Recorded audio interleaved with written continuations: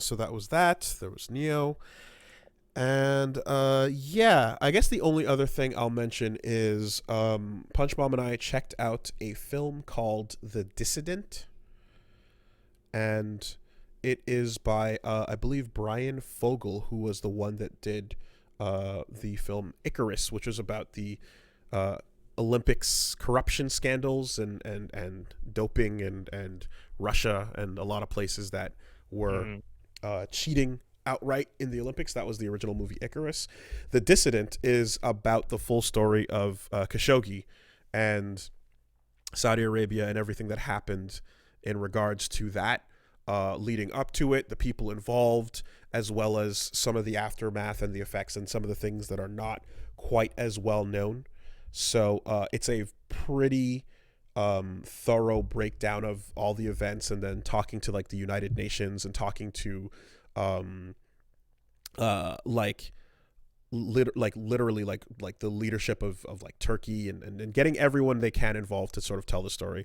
And it's really good. It's super informative, and yeah, it's one of these stories that kind of had way more shit to it going on than what was known at the time, that we only kind of know now in retrospect. And I feel as if it would be, it would be it would be able to, it would be doing a lot more, and it would be a lot louder and more well known if it was on Netflix. But Netflix decided not to carry it because of their ties to the kingdom and because of the controversy that brings, that embridles them in, and they don't want to be involved with that. So they opted to deny that, even though the guy's last movie Icarus was it was like the first Oscar nominated thing that Netflix got. It was a humongous thing for them, and he pretty much had carte blanche, but he decided to go with this topic, which is not one they wanted to touch. So the only place I believe I wonder why. Yeah, exactly. I mean, they pretty much came out directly and said it. Like, they're like, yeah, no, they have financial ties with the kingdom, so they're not going to get involved in that way. They were like, I'm sorry, we can't publish this movie, but we can publish this trailer for King of Fighters. And the story it's interesting because like it is about exactly that thing too, about how like effectively this entire story is one that, because there's so much money involved from the kingdom, they just don't want to have it get touched. People want to dodge it. It's, there's a lot of bullshit. So it's a really good movie. I really recommend everyone check it out. And documentary, not movie, I should say. Excuse me. And I believe, like, yeah, as it stands, because like Netflix didn't take it, you pretty much can you get it. I think it's on YouTube and on Amazon. As a like a thing you can rent or buy there.